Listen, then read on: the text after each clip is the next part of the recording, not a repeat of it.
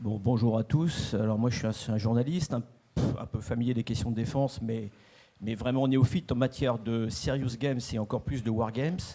Mais c'est un plaisir ce matin de donner un coup de main à Patrick Rechman, que je suis depuis quelque temps dans sa belle aventure. Et d'être avec vous, bien sûr, ce public à la fois d'influenceurs, de décideurs, d'étudiants, de chercheurs, de militaires, pour finalement faire un peu le point sur la façon dont les serious games et les wargames, qui sont quand même des sujets qui ont un peu commencé dans la sphère anglo-saxonne, ont véritablement irrigué les spécialistes, le microcosme des spécialistes français, et commencent à sortir de ce microcosme pour aller vers les entreprises. C'est ce qu'on va essayer de voir ce matin avec un beau plateau d'intervenants, de belles mécaniques intellectuelles, il faut le signaler, des gens qui pensent la guerre. Je vais commencer par Pierre Razou, qui est bien connu de cette maison. Pierre Razou, vous êtes membre de l'Institut de recherche stratégique de l'école militaire, autrement dit l'IRSEM. Vous êtes un spécialiste des conflits, en particulier du Proche et du Moyen-Orient. Et je signale simplement un de vos livres qui a été remarqué et qui s'intitule « Guerre Iran-Irak », que vous avez publié en 2013 chez Perrin. Pierre, vous allez nous expliquer comment vous-même vous utilisez les wargames comme un outil pédagogique finalement dans votre mission à l'IRSEM. Philippe Sabine, hello sir. Vous êtes professeur de stratégie au King's College, le très fameux, très réputé King's College à Londres. Vous êtes auteur de nombreux ouvrages. Je signale le dernier qui s'intitule... Enfin, pardon, pas le dernier. Il est un peu ancien, mais je crois qu'il fait référence, qui s'appelle Lost Battles, que vous avez publié en 2007. Vous parlez français ou pas du tout? Un peu? Ok. Je vais parler doucement. Alors pour faire simple, vous proposez un modèle de simulation des batailles antiques dans ce livre. Depuis 15 ans, je signale que vous êtes utilisateur vous-même de cet outil-là à des fins pédagogiques au King's College et que vous co-organisez, vous êtes le cofondateur et vous co-organisez la conférence annuelle Connection UK. Cette conférence est une déclinaison de la Wargaming Conference qui se tient aux États-Unis.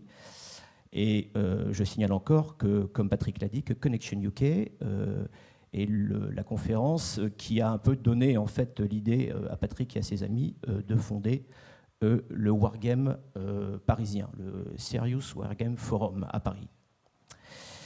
Voilà, vous allez nous parler, vous monsieur, de l'intérêt de mettre en réseau tous ces microcosmes qui foisonnent à la fois outre-Atlantique, outre-Manche et qui commencent à prendre racine ici en France. Donc, thank you for your participation at this event.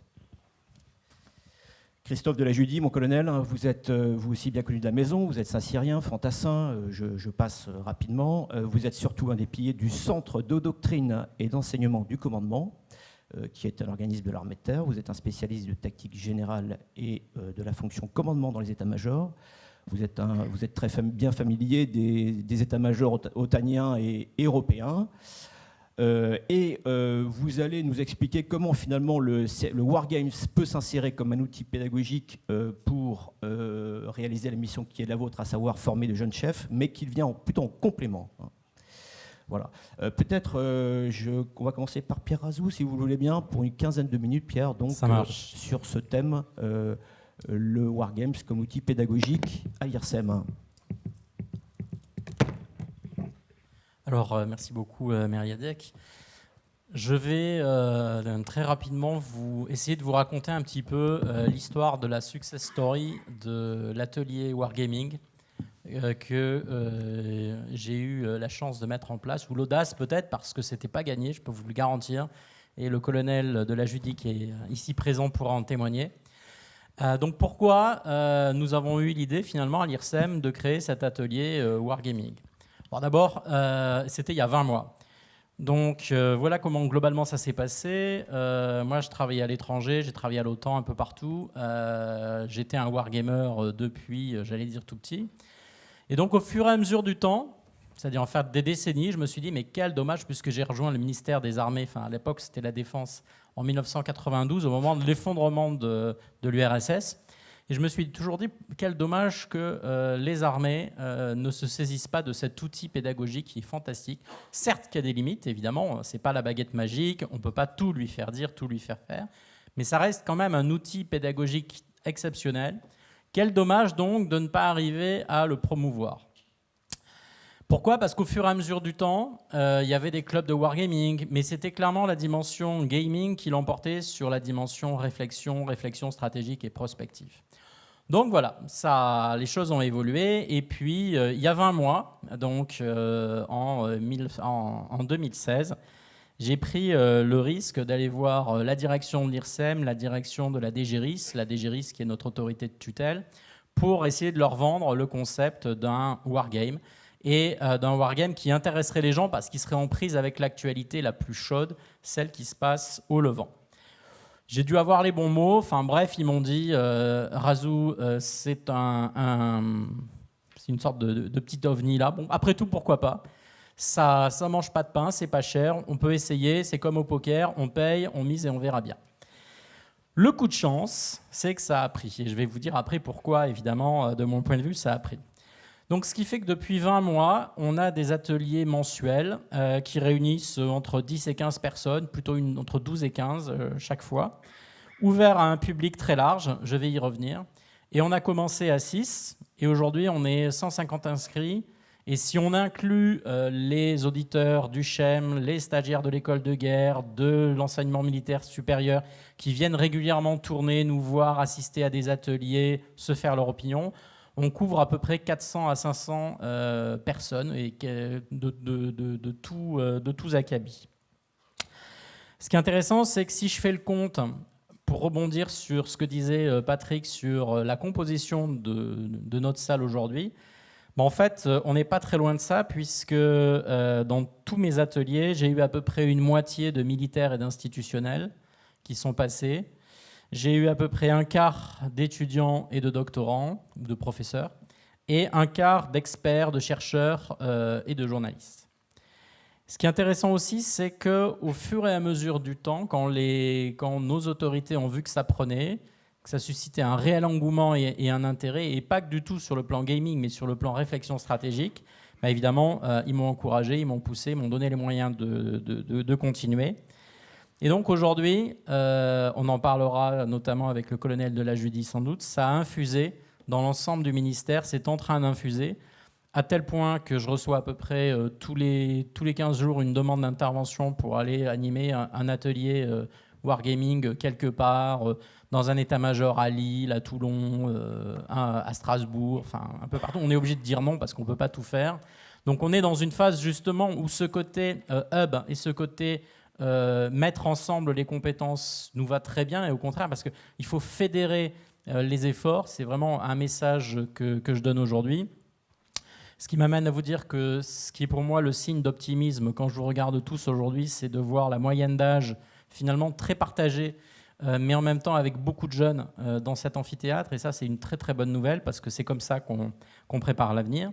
Mais c'est pour dire aussi que tout le monde s'y est plus ou moins mis. Donc l'armée de terre, la marine, on fait maintenant des études prospectives stratégiques sur le wargaming. C'est-à-dire que les plus hautes autorités, d'abord, ont envoyé en fait quelques ballons sondes chez nous pour voir, et dans d'autres endroits, au CDEC et ailleurs, au CICDE, pour voir comment ça fonctionnait. Puis ils se sont dit, ouais, ça doit marcher, donc on va le faire. Donc ça, c'était un petit peu pour vous expliquer pourquoi pourquoi finalement c'est devenu une sorte de success story au sein de l'IRSEM. À tel point que justement, l'IRSEM en a fait sa 5e priorité, c'est-à-dire l'une de ses missions principales au regard des autres missions principales de l'IRSEM, ce qui m'amène à vous dire maintenant, dans un deuxième temps, pourquoi le wargame justement répond à cette notion de mission de l'IRSEM. Évidemment parce que ça contribue à la réflexion stratégique, c'est évident.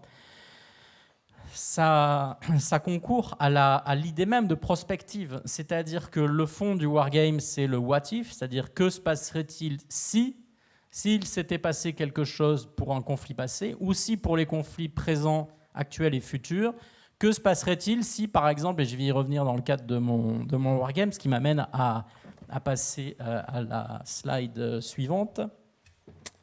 si j'arrive... Ah, pardon.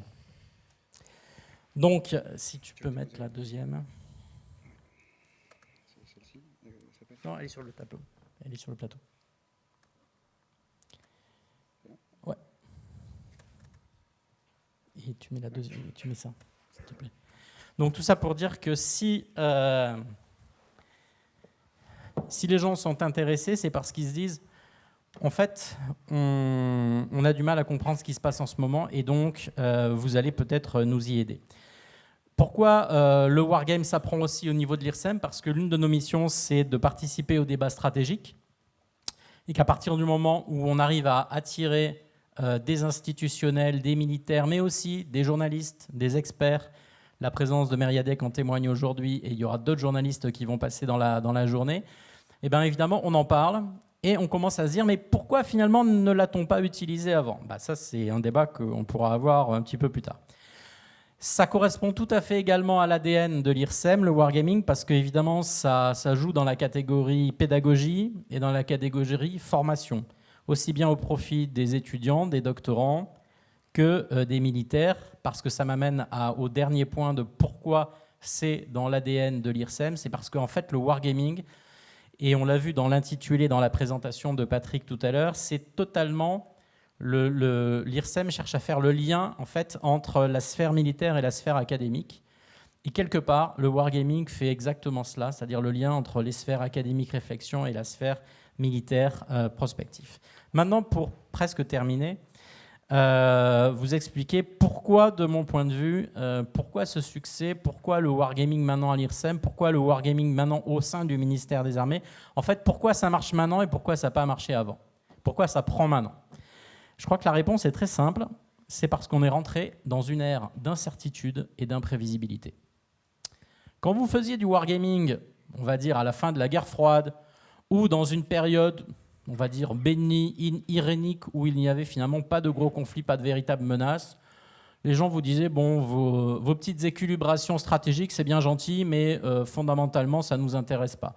D'abord parce que si on était dans une logique de guerre froide, là, déjà, de toute façon, tout le monde faisait du wargaming, les états-majors, il y avait les gentils, les méchants, les rouges, les bleus, les rouges, les verts, enfin, peu importe. Donc, en fait, on était dans un système extrêmement normé, extrêmement cadré. Or, aujourd'hui, qu'est-ce qui se passe? Et notamment au Moyen-Orient, là où j'ai fait le cadre de mon petit jeu. En fait, à partir de 2014-2015, on s'est aperçu qu'on rentrait dans une ère imprévue, imprévisible, de totale incertitude, où vous avez quoi? Vous avez Daesh, vous avez l'effondrement d'un certain nombre d'États au Moyen-Orient, vous avez les postures extrêmement agressives d'un certain nombre d'États au Moyen-Orient et ailleurs, vous avez le facteur russe, le facteur chinois, et tout ça mis ensemble fait que aller voir un expert de la DRM ou d'ailleurs pour lui dire « Alors, mon petit camarade, l'année prochaine, qu'est-ce qu'il y a ?» Tout le monde vous dit « On n'en sait rien ». Donc à partir du moment où on n'en sait rien, on est dans l'incertitude, tout le monde est à la recherche d'outils permettant de faire de la prospective stratégique et de tester des hypothèses. Et au-delà de tester des hypothèses, évidemment, de tester des stratégies. Dire par exemple, au hasard, que se passerait-il, là, par exemple, dans cette région, si demain, ce qui m'amène à passer à la slide suivante, que se passerait-il si demain, par exemple, eh bien, Israël envahissait ou lançait une opération militaire majeure au sud du Liban et au sud de la Syrie pour repousser le Hezbollah? Hypothèse, hein. Hypothèse, bien sûr. Que se passerait-il s'il y avait un coup d'État en Syrie, en Irak ou ailleurs? Que se passerait-il si un certain nombre d'États voisins de la Syrie commençaient à pousser véritablement leurs pions là-dessus? Que se passerait-il en cas d'affrontement direct entre l'Iran et Israël ou entre l'Iran et l'Arabie Saoudite? Tout ça, toutes ces hypothèses, on va dire de la plus improbable à celle qui peut vraiment être possible, vous permet, grâce au wargaming, justement, de vous mettre dans la peau des acteurs et de tester des idées. Et en plus, l'immense chance, c'est que vous avez, grâce au wargaming, on va dire carton, paperboard, board game si vous voulez. L'avantage d'avoir un produit qui est extrêmement flexible, très peu coûteux, ou d'une séance à l'autre, et moi ça m'arrive tout le temps, d'un atelier à l'autre, vous avez des intervenants qui sont extrêmement compétents dans leur domaine, des professionnels qui me disent « vous devriez essayer ça ou ça », ou « qu'est-ce qui se passerait si justement on modifiait tel facteur ?» Parce que là aussi, Philippe Sabine vous le dira sûrement tout à l'heure, l'un des gros enjeux, c'est de mettre le curseur au bon endroit, au bon moment et dans la bonne dimension. Donc, si vous avez un programme informatique à 300 millions, c'est un petit peu compliqué à manipuler, puis ça prend beaucoup de temps et c'est très cher. Un wargame comme ça, ou comme d'autres, que vous verrez cet après-midi donc à la Fair Game, eh ben, vous le changez en globalement 20 minutes, une demi-heure, vous faites une nouvelle carte, vous adaptez les règles, et c'est la flexibilité. Donc, c'est le fait que ce soit un outil flexible, adaptable et très peu coûteux. Tout ça pour dire qu'en fait, Fitna a pris, et je me rapproche de là pour pouvoir vous passer quelques cases, parce que c'était probablement on va dire le bon support, le bon produit au bon moment pour répondre aux attentes des participants. En fait, qu'il y a un bon équilibre entre la dimension stratégique et géopolitique, et là aussi c'est crucial pour tous ceux qui s'intéressent à cela, c'est qu'on ne fait pas, si vous voulez, on ne va pas jouer à la guerre au niveau tactique ou opératif. Non, on a une vision d'ensemble politique, géopolitique. C'est-à-dire qu'on vous met à la place des chefs d'État ou du chef d'État-major avec des vrais objectifs politiques et géopolitiques à atteindre. Et après, à vous de tester vos stratégies pour les obtenir. Et juste pour terminer, avant de vous passer quelques slides, la clé sans doute du succès aussi, de Fitna, mon jeu pour mon atelier, mais en général du wargaming, c'est que en ce qui concerne ce produit-là, c'est que ça vous permet d'avoir les clés aux participants, d'avoir les clés pour comprendre la réalité des rapports de force et des situations dans la région. C'est-à-dire que tous les participants de l'atelier, quels qu'ils soient, terminent l'après-midi en me disant, et c'est le seul plus beau compliment que je peux avoir, c'est désormais, je ne comprendrai plus de la même manière ou je ne décrypterai plus de la même manière toutes les informations que je reçois à travers les médias ou les journaux en provenance du Moyen-Orient. Donc juste pour vous passer quelques slides, pour vous montrer, là c'est avec un focus sur par exemple la région de Syrie où justement éventuellement un conflit pourrait arriver par exemple demain ou après-demain, sur Sud-Syrie, Sud-Liban. Vous montrez quelques pions, c'est-à-dire qu'on est là dans du wargaming classique avec des unités militaires, mais pas que militaires, vous avez toutes les milices, Daesh, les Kurdes, tout le monde est présent sur le papier. Une table de résolution du combat, et ça, le colonel de la Judie, peut-être il reviendra rapidement, c'est pour vous dire que si j'ai eu une difficulté dans cet atelier, c'est de franchir la barrière psychologique d'un certain nombre de participants et d'acteurs qui me disaient « on ne comprend pas pourquoi la chance intervient dans un wargame ». La réponse, évidemment, pour tous ceux qui en pratiquent ce genre de serious game, c'est que c'est la réalité de la vie et c'est tout simplement, ça retraduit la friction de la guerre, la friction du combat. Mais ce n'était pas gagné, c'est-à-dire que, juste une petite anecdote, dans un des ateliers que je faisais dans une maison voisine de l'école militaire ici, où j'avais un colonel lourd, retaillé, très, très bien câblé, comme on dit, qui me disait « Monsieur Razou, là je ne suis pas d'accord, j'attaque à 4 contre 1, je dois gagner ». Et je lui disais « Mon colonel, la réalité c'est que dans la vraie vie c'est un peu différent. Vous avez en effet beaucoup de chances de gagner, mais vous avez quelques chances que ça se passe mal ». Voilà. Ben ça, c'était juste pour vous dire le genre de réticence ou de friction qu'on peut parfois avoir, d'où l'utilité d'une table de combat et pour vous montrer que c'est un jeu qui est piloté par les cartes, ce qu'on appelle un card-driven game, qui vous permet d'activer à la fois les moyens, les supports, des événements imprévus extérieurs, les fake news, les coups d'État en Syrie, lancement d'une intifada. En fait, vous avez un petit peu tous les éléments, mais c'est juste pour vous montrer qu'en fait, le but aussi, et c'est mon message terminal, le message final de ma présentation, c'est de vous dire qu'en fait, l'utilité du wargame, d'abord et avant tout, c'est de mettre les participants dans des situations de choix difficiles. Dans la vraie vie, et il suffit de regarder par exemple ce qui s'est passé ce week-end en France, quand vous êtes aux commandes, que ce soit d'un état-major, d'une armée, engagé sur un théâtre extérieur, vous avez des choix difficiles à faire et vous avez de vrais choix à faire. Et le wargaming vous permet sans doute mieux que pas mal d'autres outils de tester ces choix-là. Merci. Merci beaucoup Pierre. ce que je comprends, c'est que dans le wargaming, on peut mettre sur la table toutes les hypothèses. Hein, je ne te renvoie pas à la série, tu m'as compris. Moi, j'ai une question de naïf, juste pour prolonger la conversation. Est-ce qu'il est possible d'associer aux hypothèses des coefficients de probabilité? Oui, bien sûr. D'accord. Donc, ce n'est pas une boule de cristal, Non, bien sûr. mais avec ces coefficients de probabilité, on arrive quand même à avoir des choses qui soient relativement fiables. Oui. Le terme fiable est... Oui, un de vos camarades de jeu, journaliste, qui a participé à un de nos ateliers il y a 2 mois, était justement surpris de voir que tout s'est enchaîné finalement, alors pas dans l'ordre où historiquement ça c'est arrivé, mais où finalement tout s'est enchaîné et de nouveaux événements qui ne sont pas encore arrivés se sont également passés. Et ce qui est pas amusant mais intéressant, c'est de voir qu'en fait dans les événements qu'on a joués, un certain nombre depuis 2 mois se sont passés. Donc ça permet réellement de mettre en place sans alors, ce qui est important aussi, c'est qu'il faut éviter la prédestination et le prédestinisme. C'est-à-dire qu'il ne faut pas dire ça va se passer. Non, c'est ça peut se passer. Alors en effet, vous avez 70%, 80% de chance, 50% de chance que ça se passe, mais ce n'est pas du prédestiné. Mais tout peut se passer. Merci Tout peut beaucoup. se passer. Merci beaucoup, Pierre. Philippe Sabine, so you are with Patrick Richman. And your American colleagues, you are ongoing to build a new wargaming network. You will explain us in a few words, if you want, now this initiative. Thank you so much. Oui, merci beaucoup. Okay.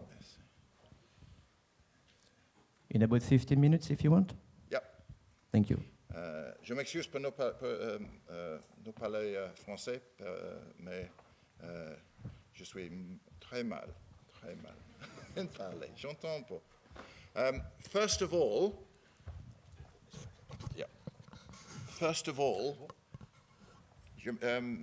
vous écoutez-moi?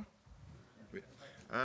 I thought it would be useful to show a quick video which summarizes some of our activities, and then I will build on that. Hope this will work. All you need to do is to read the text. That's the commentary.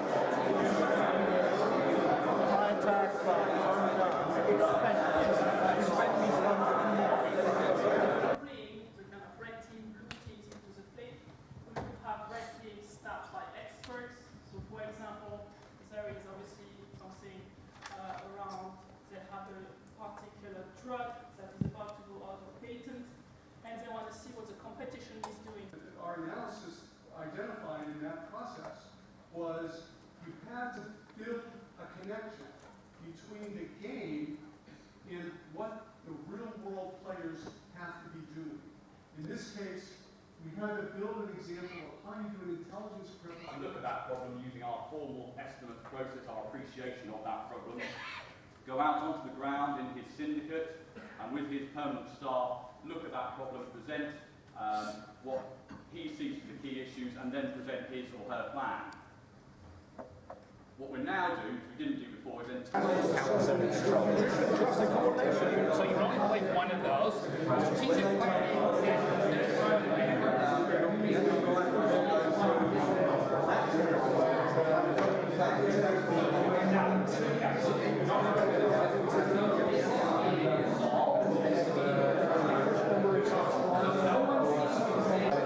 Spend the rest of the game jogging around. He plays something with a popularity of 2 and a modifier that halves the other way.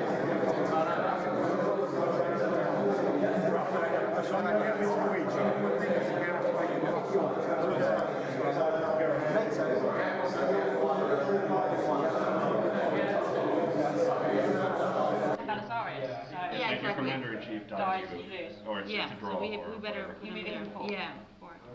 He escaped. Yes, he has. Not escaped, he's just told to report. He made a tactical retreat. Yes. That's basically it.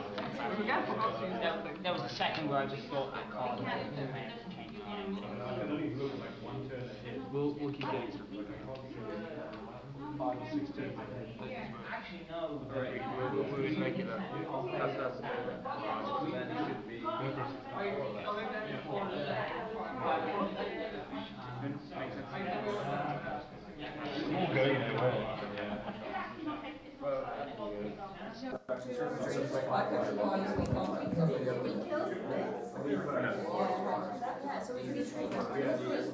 Bear in mind, it would also show you how you're not going to use support, but if you could. I'm sorry, I'm just thinking, I'm not going to commit to it now. I'm not holding this over as a. Historically, this point should be happening sooner than you have more basically starting to like really, this idea is to break this bridge point, and then basically what happened is this idea of retreat to then help.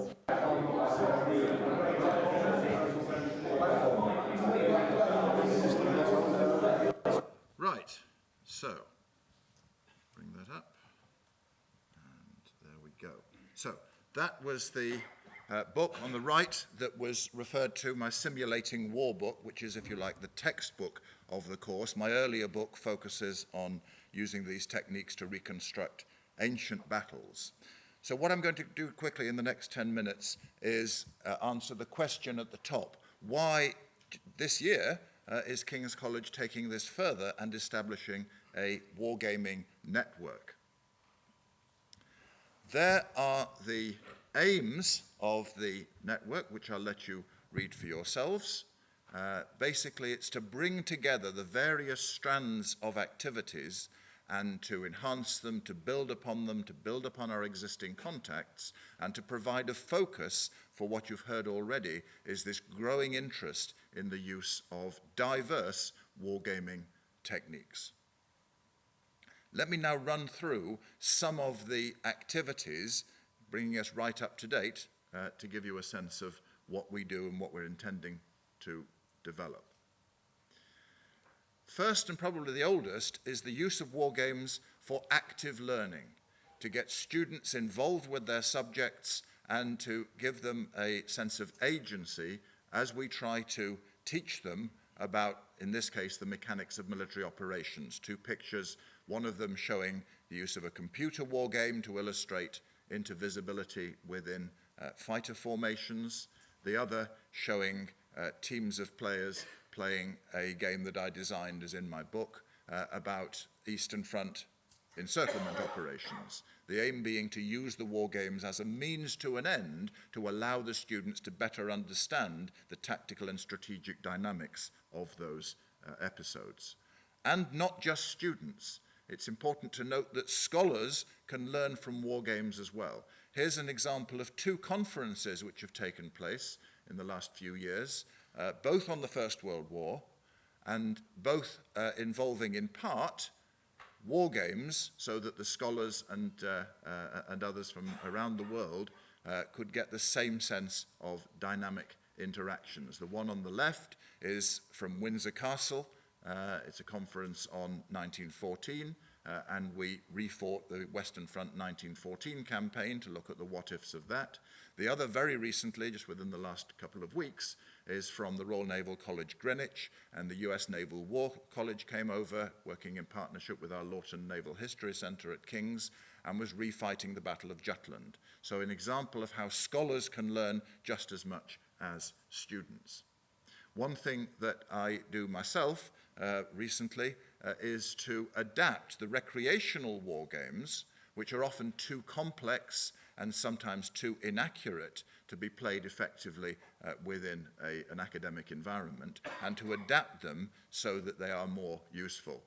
A recent focus of mine, as you see there, has been World War II fighter combat, in this case using manual games, and using these games to be able to generate data about a subject such as the potential of the Messerschmitt 262 had it been introduced earlier, a subject that I'll be talking about at a conference in May, and from which I will draw on my wargame modeling to underpin some of my arguments.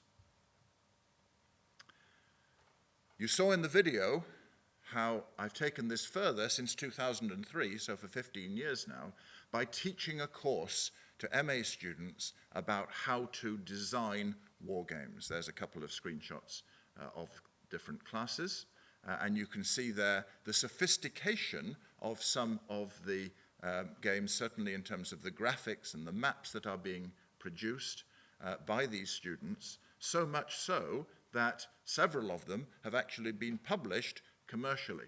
Here's two examples. One I've chosen, of course, because of the French connection, here in Vae Victis, a game about the 30 Years' War. The other one, I worked with the student thereafter. We published it together, Garrett Mills, and not only has it been published, but we've actually been using it ever since in my BA classes so that they can better understand the dynamics of Hannibal's campaign in Italy. A major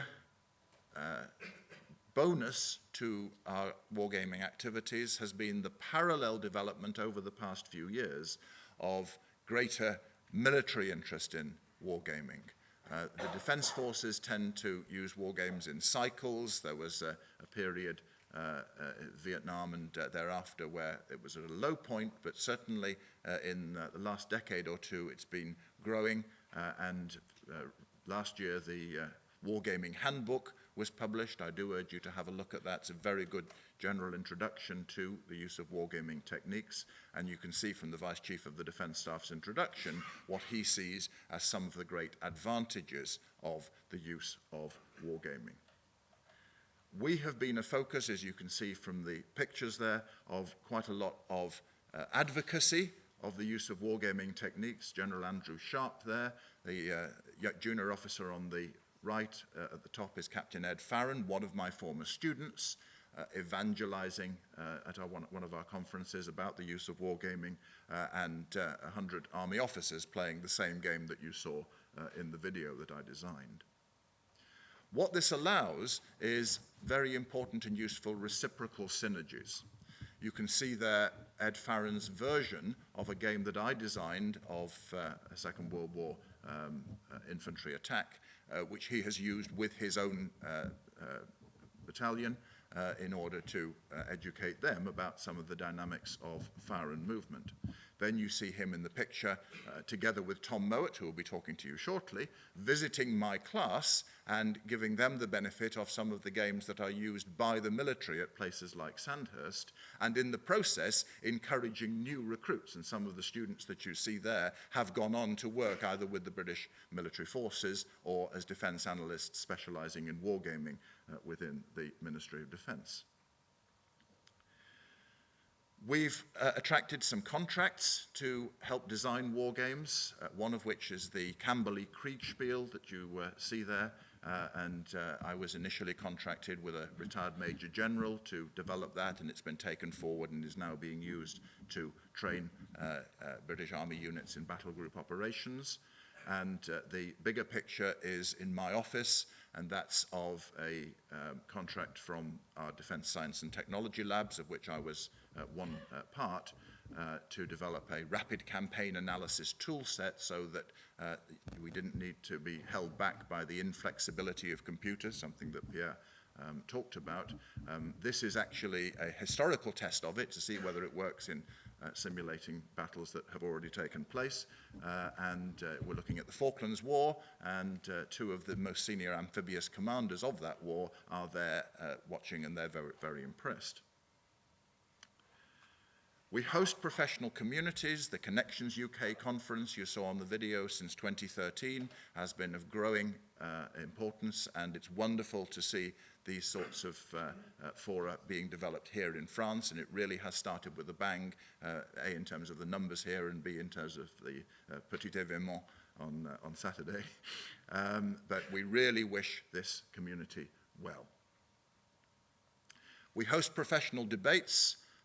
Tomorrow, In London, we're launching the Wargaming Network formally with a speech by Peter Perler that you can see there. You saw him in the video also.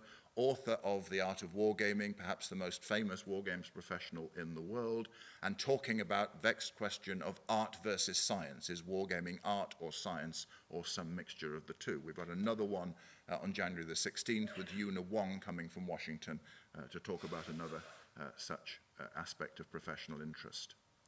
We host international partners on Thursday.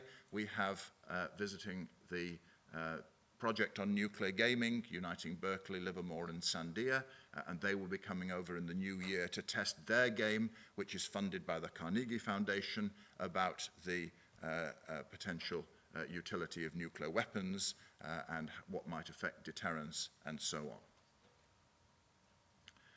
Talking of Carnegie, we ourselves, a couple of years ago, were successful in winning a $250,000 Carnegie grant for our own project on nuclear deterrence, specifically in this case on missile defense. And there on the far left, you can see my colleague Ivanka Barzashka. She's doing a PhD with me, but she's the co-director with me of the King's Wargaming Network, and she's been the main focus behind this project, using in this case not the kind of map and counter wargaming that you've seen earlier, but strategic wargaming, wargaming focused on seminar discussions, but within groups that are isolated from one another, playing the roles of the NATO, the US, the Russian decision makers in the classic Kriegspiel way, and not knowing about what the other side are doing until it is brought home to them through intelligence. That's been very, very successful. We've held a couple of games now. We're coming to the end of the project.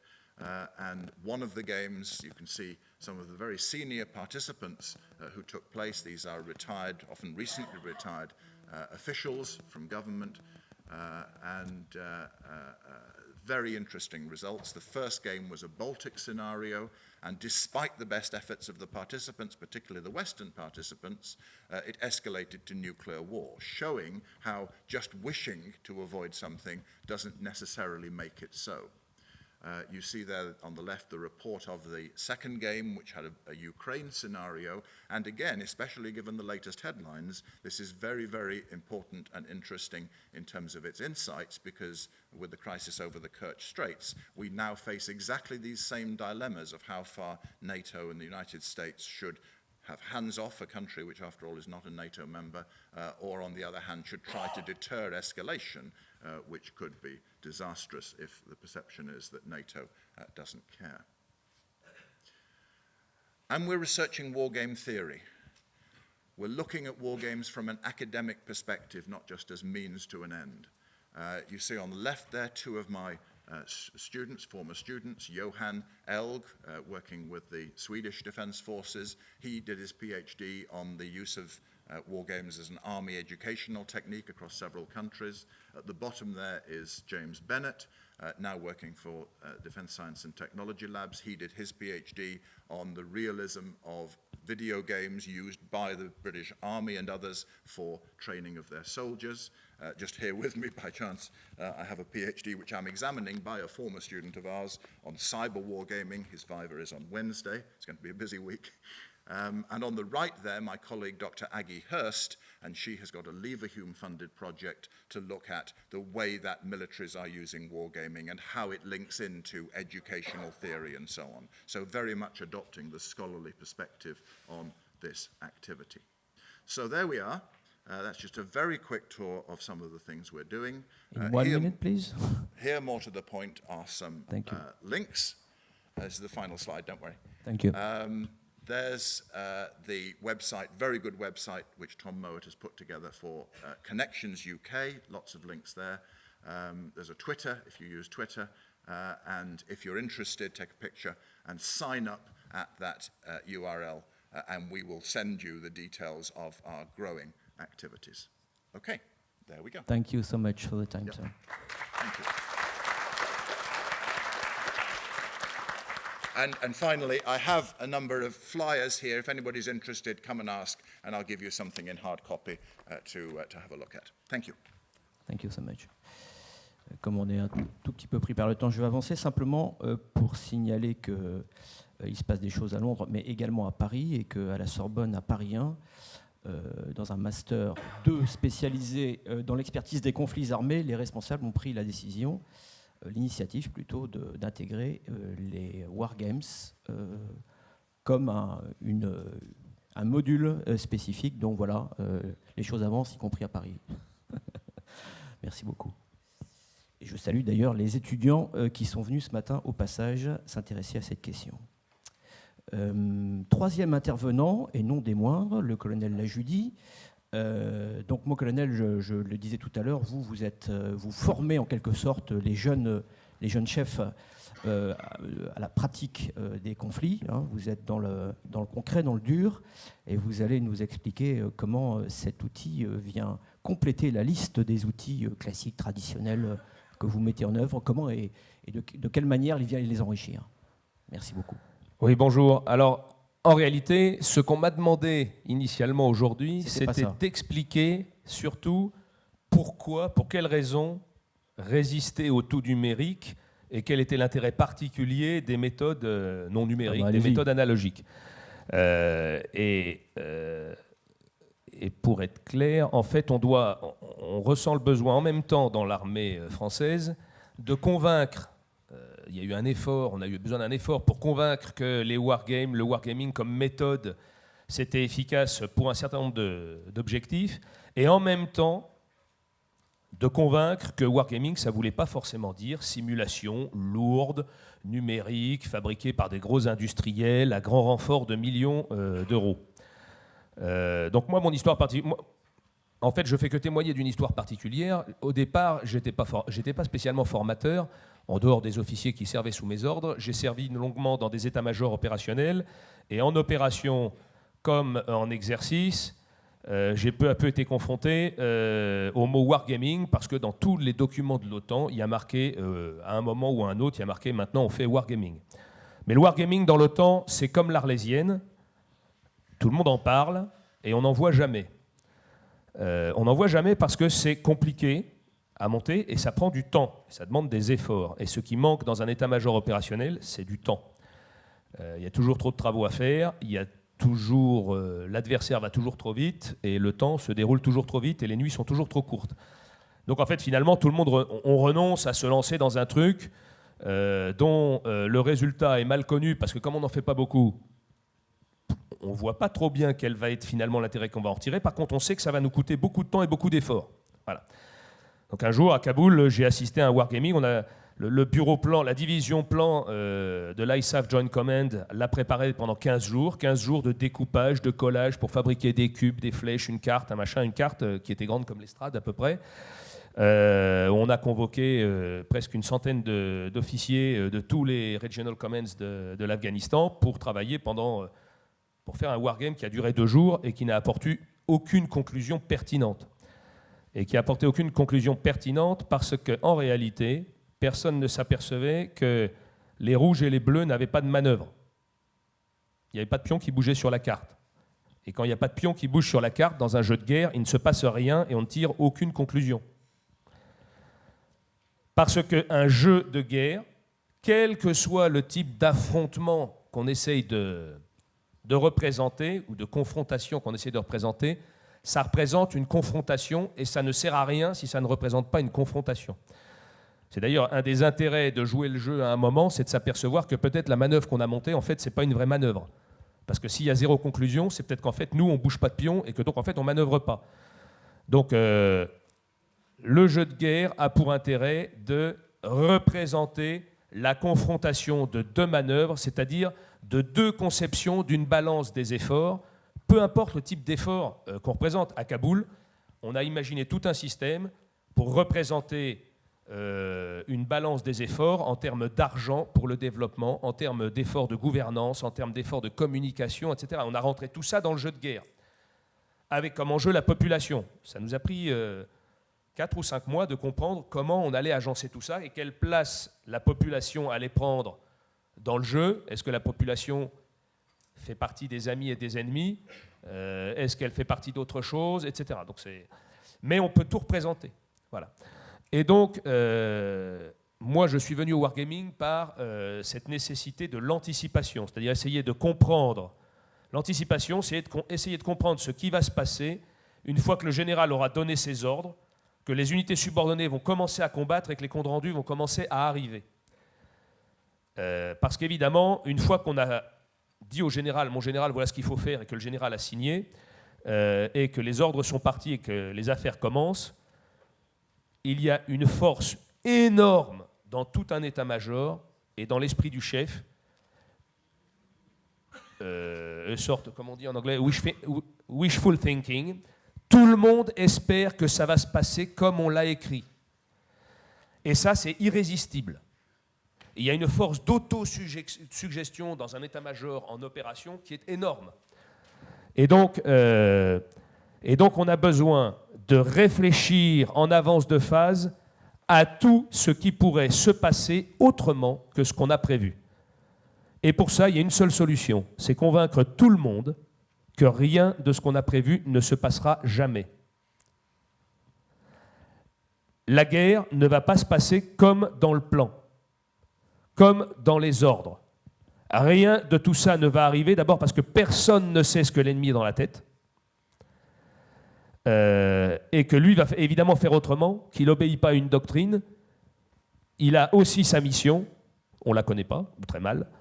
Il a son intention, on la connaît encore moins bien, sans compter les fois où, comme à Kaboul, il y a 10, 15 ennemis différents qui ont chacun leur agenda, chacun leur intention et chacun leur politique à eux.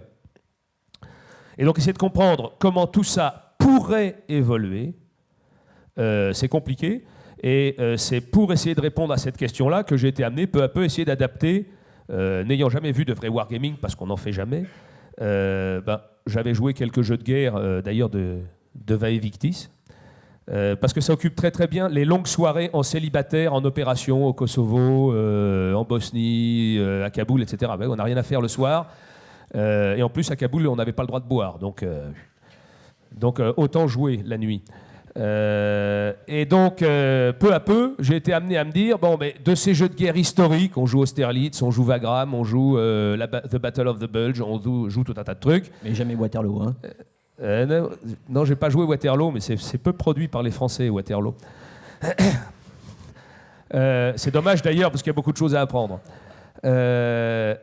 Donc j'ai été amené à me dire, mais comment on pourrait utiliser cette méthode? Peut-être que le wargaming c'est ça, et j'ai peu à peu créé ma propre méthode, tout seul comme un grand, et je me fabriquais, à chaque fois que j'avais un exercice, à chaque fois que j'avais un problème tactique, un plan à rédiger, une décision à faire prendre au général, j'inventais un petit jeu, on se mettait à 3 ou 4, on jouait, et puis on tirait des conclusions, on se disait, tiens, ça pourrait évoluer comme ça, si ça se passe comme si, ça pourrait avoir telle conclusion, etc. On s'est aperçu que c'était quand même très intéressant pour éclairer vers l'avant la pensée du chef, et à chaque fois que le chef a une question, et s'il se passait ça, le genre de truc qui met le feu dans l'état-major, être capable de dire, mon général, on y a déjà pensé, si ça se présente, ça devrait se présenter ou comme ça, pas avant tel moment, et de toute façon, à partir de tel moment, on viendra vous chercher pour prendre une décision, et on a déjà fait ce qu'il faut avec le renseignement pour que le renseignement recherche tel et tel et tel indice pour dire si ça se passe ou pas. Alors là, quand on dit ça au général, la pression et le nombre d'heures où on ne va pas dormir diminue considérablement. Ça diminue considérablement le travail inutile dans l'état-major. Et donc, ça nous a démontré que c'était très intéressant. Alors, on a peu à peu développé des jeux, et à chaque exercice, on faisait un nouveau jeu, à chaque phase, on faisait un nouveau jeu, à chaque opération, on faisait un nouveau jeu. Avec des règles complètement différentes, parce que quand on a un jeu, un exercice en haute intensité avec 2 divisions blindées qui se règlent la feuillure à l'ancienne, c'est un jeu. Et quand on va à Kaboul et qu'on doit régler les problèmes de développement, de gouvernance, de sécurité, de politique, etc., c'est un autre jeu, évidemment, à une autre échelle, avec d'autres facteurs à représenter. Donc un jour, mon général, pris d'un soudain enthousiasme devant les résultats du jeu qu'on venait de lui présenter, me dit, il faudrait faire un logiciel. Alors on s'est regardé, on a dit, on va faire un logiciel. Qu'est-ce qu'on va mettre dans ce logiciel?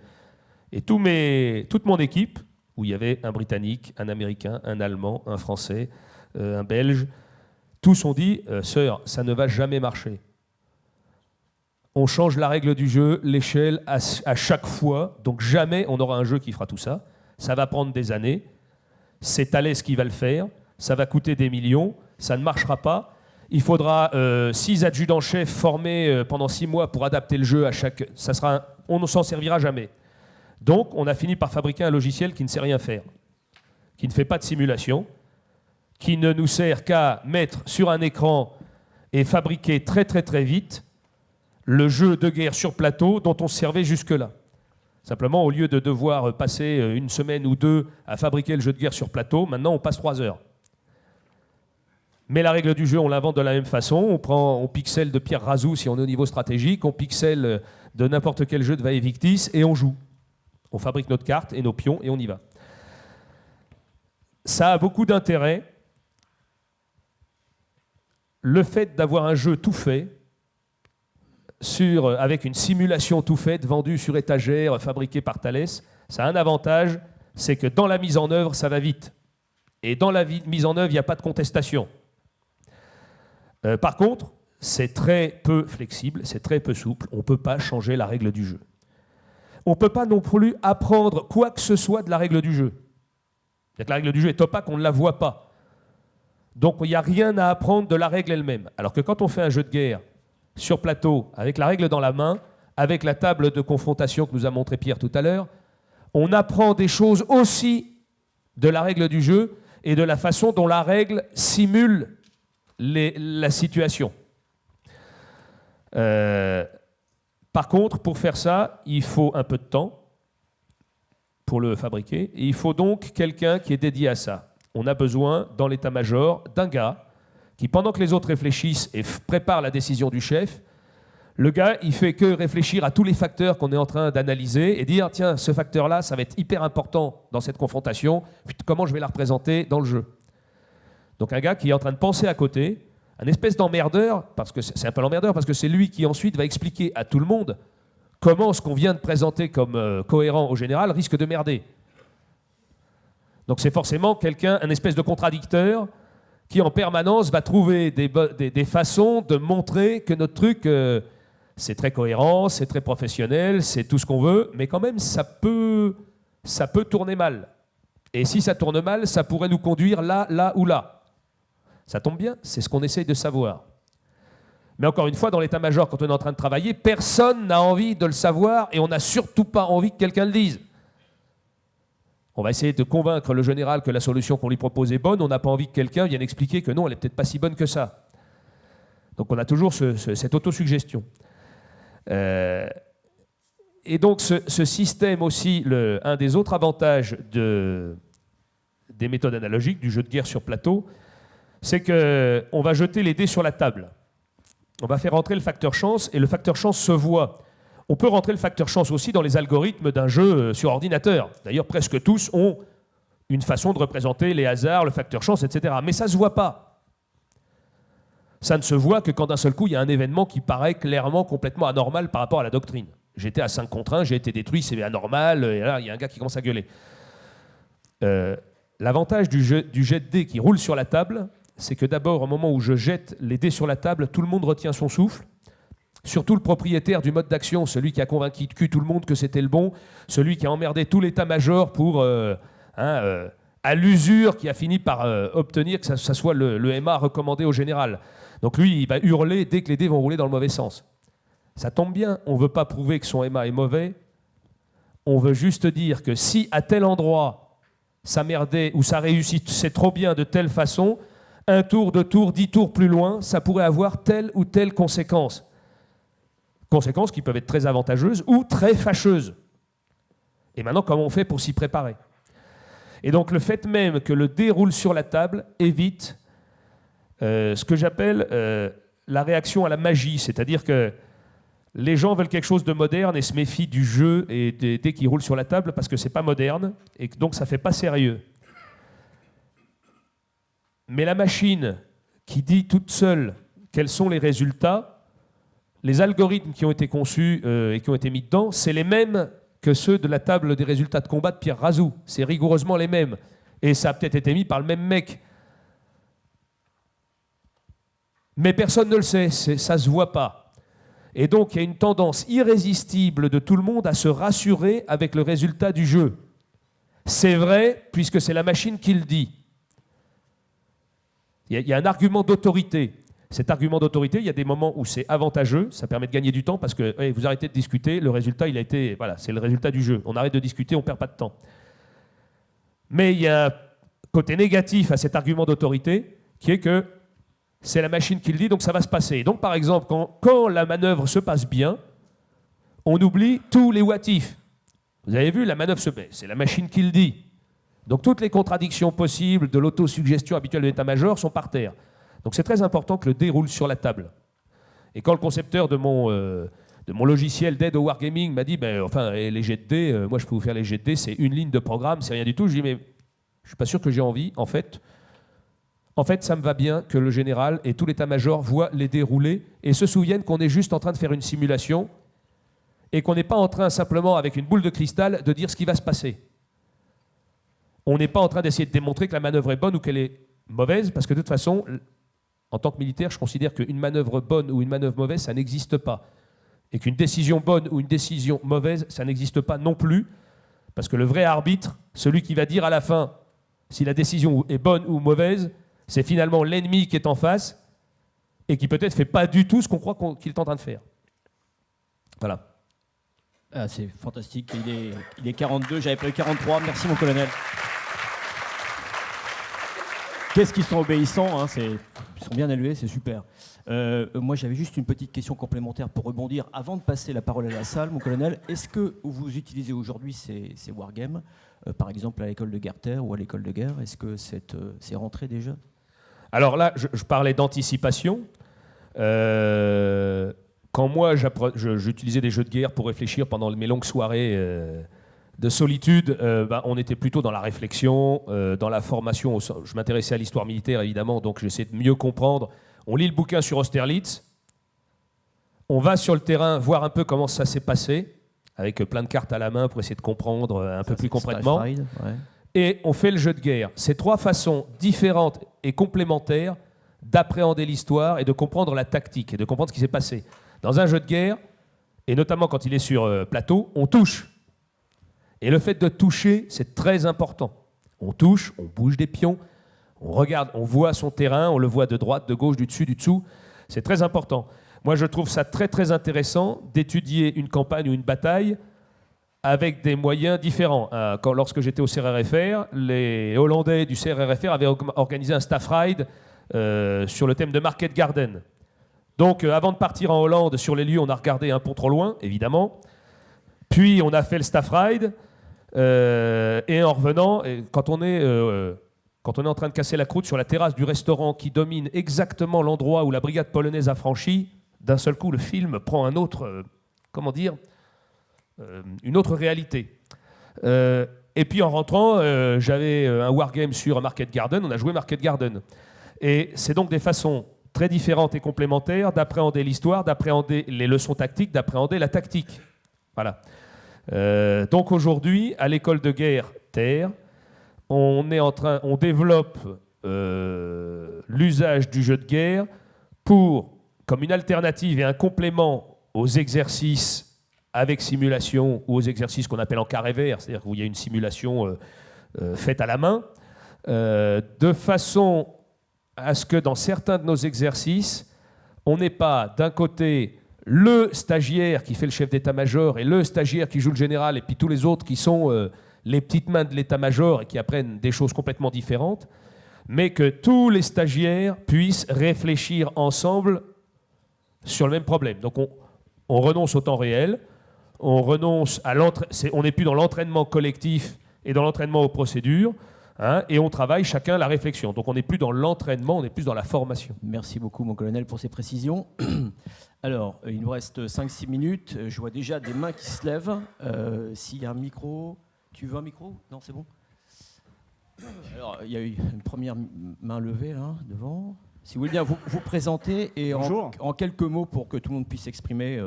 Je m'appelle Théophile Monnier, je suis le fondateur de Vae Victis et je dirige aujourd'hui le magazine DSI et Diplomatie.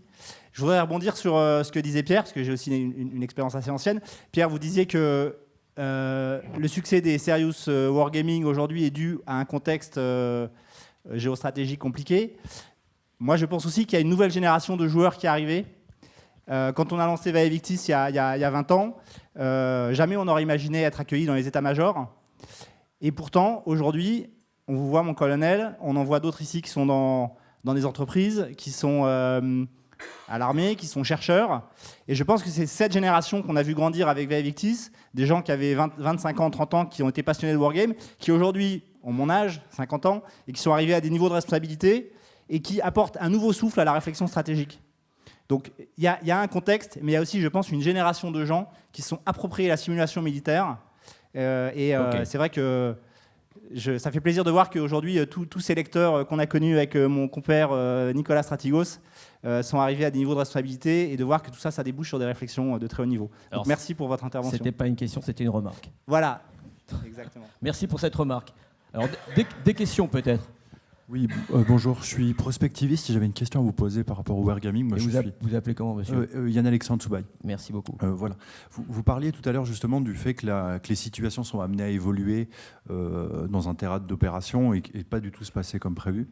Je voulais savoir si dans vos travaux, un de vos travaux, vous avez travaillé sur l'évolution des représentations du contexte de la décision et notamment par exemple le fait que des acteurs différents puissent suivre des règles du jeu différents, qu'il puisse y avoir des oscillations ou des enlisements ou des déphasages finalement entre les acteurs. Voilà, comment vous prenez en compte ça, étant donné que normalement les règles du jeu sont statiques et c'est juste finalement on joue sur une potentialité. Voilà. Juste ma petite expérience. J'en profite pour remercier Théophile Monnier, je suis ravi qu'il soit là et donc je le salue. Et par rapport à votre commentaire, juste aussi pour vous dire, oui, il y a une génération qui en fait a biberonné à Vae Victis, jeux et stratégie, etc., c'est sûr. Mais il y a aussi la manière de le présenter. C'est-à-dire que si j'avais fait la même chose sur mon atelier Wargaming en disant « chouette, je vais vous faire rejouer toutes les batailles du passé, vous allez voir, c'est super et tout, on va sortir le numéro l'encart, etc. », ça n'aurait pas pris. Ça veut dire qu'il y a la manière de le présenter, après c'est l'expérience, hein, c'est l'expérience professionnelle, de le présenter entre guillemets à la hiérarchie, aux chefs, aux institutionnels, pour leur dire « regardez, ça va vous apporter parce qu'on ne va pas rejouer Market Garden ou Waterloo, mais on va rejouer ce qui pourrait arriver demain ou après-demain dans un endroit où vous êtes englué pour le moment. » Alors là, tout de suite, ils disent « ah oui, ok, ça m'intéresse ». Donc ça, c'est juste un truc. Et c'est vrai aussi que la bonne nouvelle, il y a un transfert de génération et on voit justement on le voit au King's College à Londres, on le voit chez nous, il y a une génération, disons, de jeunes étudiants qui s'y intéressent. Pourquoi ? Parce qu'ils ont un rapport différent à la chose militaire, de mon point de vue, et parce qu'ils comprennent que, entre guillemets, la chose militaire peut être un garant de sécurité dans un monde très incertain, qui est celui dans lequel on rentre à tout point de vue.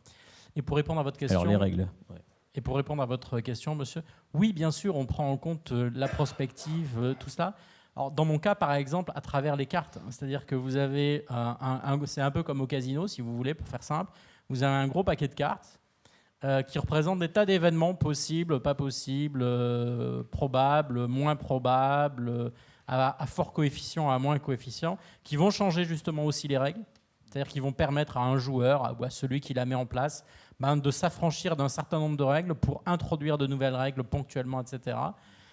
Pour justement retraduire tout ce côté game changer, évolution. Donc, et là aussi, le hasard, entre guillemets, joue parce que le hasard, il sera plus ou moins piloté par les probabilités parce qu'on va mettre plus ou moins de cartes dans le sabot, si vous voulez, d'un certain type d'événement ou pas.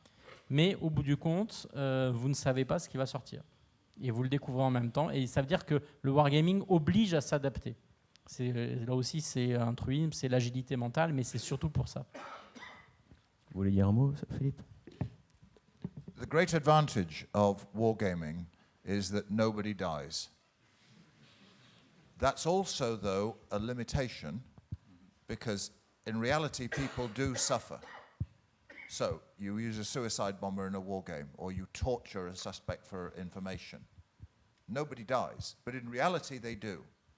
And to the point of your question, that's where the different attitudes of the players to that and in real life need to be brought in. It's actually easy to get people to be suicide bombers in a war game. You just make it worthwhile and people will do it. It's much harder, thankfully, in real life. But that's the key point we always need to bear in mind.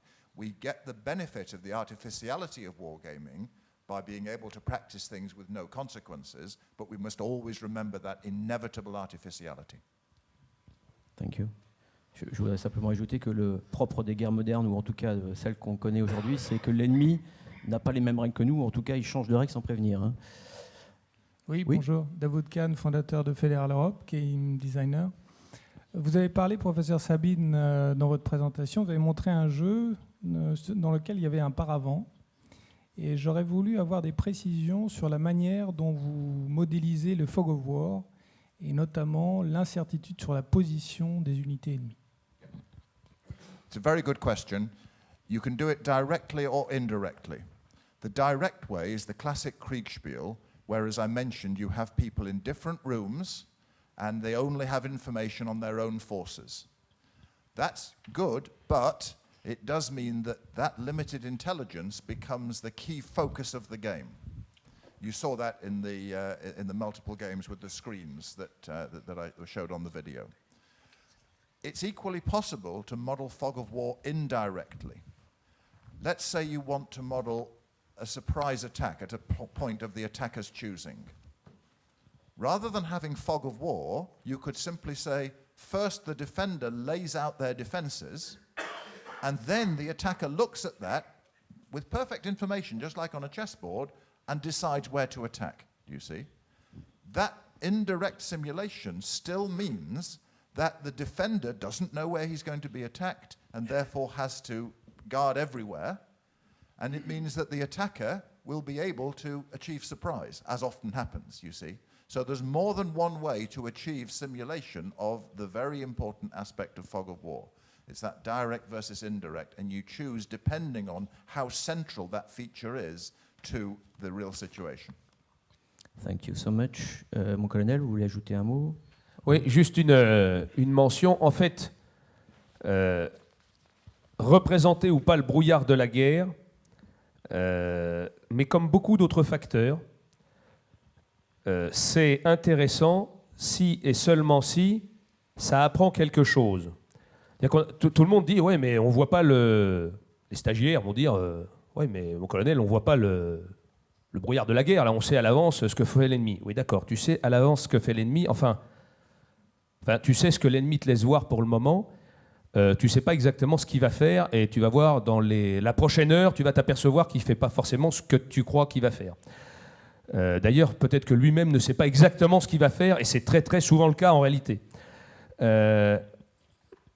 Si on joue le brouillard de la guerre, la question est au moment où on conçoit le jeu et au moment où on commence à faire jouer les gens, c'est qu'est-ce que j'essaye de leur apprendre ou qu'est-ce que j'essaye de savoir en représentant le brouillard de la guerre. Le brouillard de la guerre dans le jeu n'a d'intérêt que si, dans les objectifs du jeu, on veut faire travailler les fonctions renseignement. Ça veut dire qu'il ne faut pas représenter seulement le brouillard de la guerre, il faut représenter aussi le jeu des moyens de renseignement et les effets de la manœuvre des moyens de renseignement. Donc les effets des choix qui auront été faits dans une balance, une manœuvre, une balance dans le temps et dans l'espace, des moyens limités qu'on a pour se renseigner. Donc il va falloir construire comment on représente la limitation de ces moyens. Ce n'est pas toujours très évident dans un jeu tactique, par exemple, où on joue au niveau de la brigade, de représenter les effets du renseignement qui en fait sont faits par des échelons très supérieurs sur des échelles beaucoup plus grandes et où finalement, à l'échelle de la brigade, chacun voit toute la carte en réalité. Donc il faut essayer d'imaginer qu'est-ce que chacun devrait savoir, comment il devrait le savoir, et quels sont les effets crédibles de sa manœuvre. Et on va faire comme pour tout le reste, on va tirer les dés. J'ai envoyé mes éclaireurs reconnaître telle route, ben, s'il n'y a que 2 éclaireurs, tu as une chance sur 6 de voir l'ennemi. Si tu as mis 250 éclaireurs, tu as 6 chances sur 6 de voir l'ennemi, ou à peu de choses près. Mais tout ça va s'opposer à une manœuvre du renseignement de l'ennemi et une manœuvre du contre-renseignement, parce qu'évidemment, le mec d'en face essaye de rendre aveugle notre propre renseignement. Donc ça veut dire qu'il y a tout un pan du jeu qu'il faut rajouter, et pas seulement un écran au milieu du truc. Sinon, l'écran au milieu, c'est intéressant, c'est un intérêt ludique, mais en termes de formation, à un moment, on peut se demander pourquoi on a mis l'écran. Donc il faut un pion brouillard de la guerre, alors. C'est-à-dire qu'il ne suffit pas de dire qu'on va représenter le brouillard de la guerre et mettre les gens dans 2 salles différentes. Parce que sinon, en fait, on représente le brouillard de la guerre, c'est un effort, mais c'est un effort pour rien. Voilà. Alors, mon colonel, justement, vous avez fait la transition parfaite avec le brouillard de la guerre dans le monde commercial, dans le monde économique, ce qui va nous permettre d'introduire la 2e table ronde. Merci. On peut les applaudir, c'était passionnant. Merci beaucoup, messieurs.